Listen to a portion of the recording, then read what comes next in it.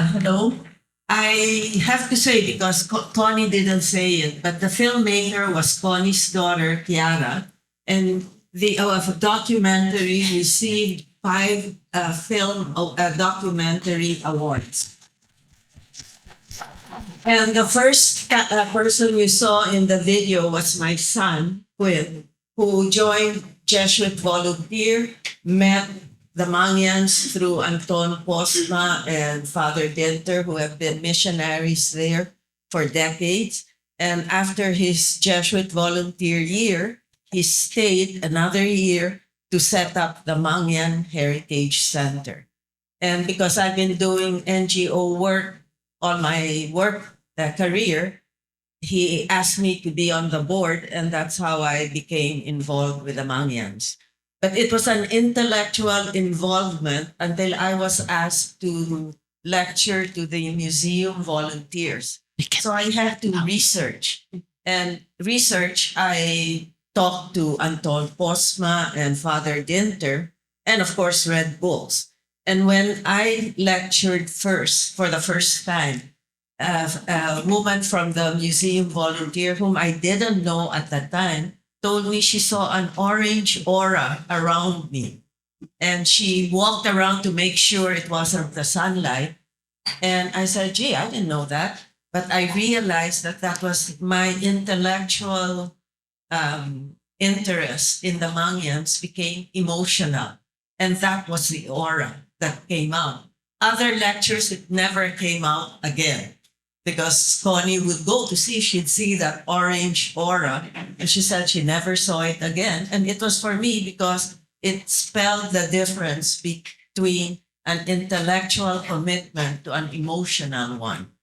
But you saw the video, so I'm not going to repeat. I think you've gotten your first grade lesson. So I hope you listened well. But I'll just point out some things in Connie's arrangement. She chose bamboo. The Mangyans are typical indigenous people. If you want to know the authentic Filipino, you go to the indigenous tribes because we are all mixtures, halo-halo of Chinese, Spanish, English, and American culture, and, the modern way of life.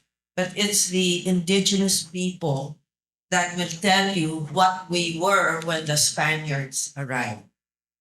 For the Mangyans, it was mentioned that peace was important to them.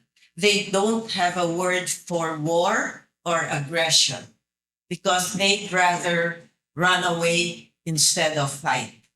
The Cordillera tribes, the Mindanao tribes, they were fighters. They fought for their independence. But the Mangyans ran away. And that's why their script was preserved because they stayed in the mountains. They used to be coastal people. Then they didn't want to fight with the Batangueños, encouraged by the Spanish government to inhabit Mindoro. So they just ran away up the mountains, and that's where they ended up, isolated. The rest of us, there were more than a dozen Filipino scripts, which we inherited from India because the Indic script went to Sri Lanka, Cambodia, Laos, Vietnam, Indonesia, Philippines. Every country changed their script according to their language. And in the Philippines, because we had many languages, we had many different scripts. When the Spaniards came, we had more than a dozen. He didn't even list the Mangyan scripts. And in Mindoro, there were now up to now, two existing scripts.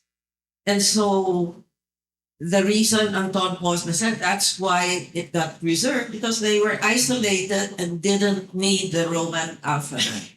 And they didn't bother with the books that were coming in from Europe.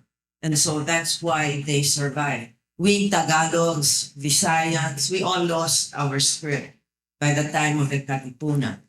Anyway, what I'd like to emphasize because of the arrangement, it was Anton Posma who did most of the research because my son described him as almost all mine, a fantastic researcher and really committed to learning about Mangyan culture. We have now in the Library of Congress in the States 20 to 30,000 ambahans chanted, which Anton Posma tape recorded as part of his research. And so my son always said he's all mine.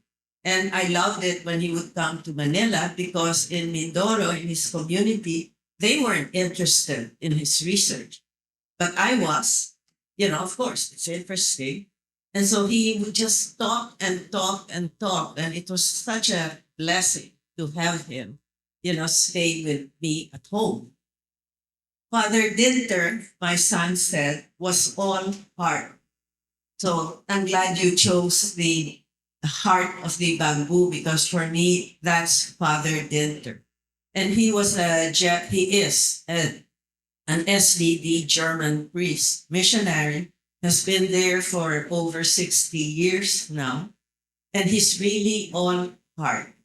When I asked the first Mangyan volunteer that we had hired after my son had set it up, I asked this Mangyan, the volunteer, what for you is the most memorable experience that you've had this 1 year as a volunteer in Mindoro?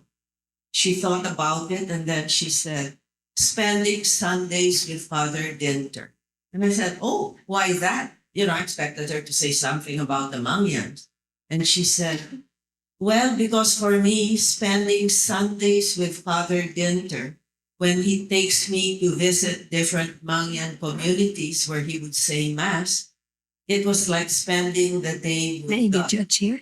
And I was like, wow, if I were Father Dinter, I'd say, God, take me. I've fulfilled my purpose in life as a priest. No? So for me, this was Father Dinter. Thank you. And he's still alive, but he's retired and in the home in the pre-departure area with the SVD in Christ the King. But his mind is still good. So then I'm not as tech as most young people. Okay. So anyway, just to say, one of the people, no, he wasn't there. In one of the open forums, we have one Mangyan lawyer.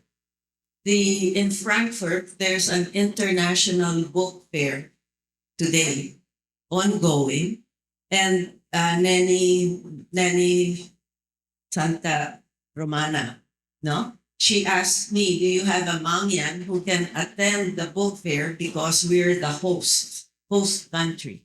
So I said, would you settle for a Mangyan lawyer? He speaks English. He passed the bar at first state, So yesterday, by coincidence, she sent me a picture of herself with Saucy, the first Mangyan lawyer and only Mangyan lawyer today.